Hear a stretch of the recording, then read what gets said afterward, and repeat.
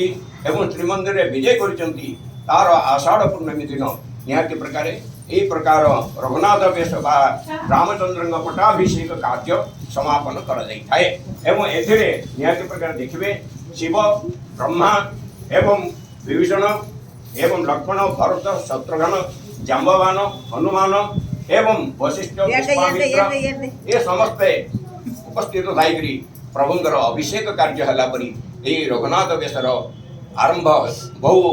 ପୁରାତନ କାଳର ହେଇଛି ଏବଂ ଆମର ପୂର୍ବପୁରୁଷମାନେ ଏହି ବେଶକୁ କରୁଥିଲେ ତାଙ୍କର ପଦାଙ୍କ ଅନୁସରଣ କରିକି କେବଳ ଆମେ ତାକୁ ମନେ ରଖିବା ପାଇଁ ବୋଲିକି ଲୋକଙ୍କ ଭିତରେ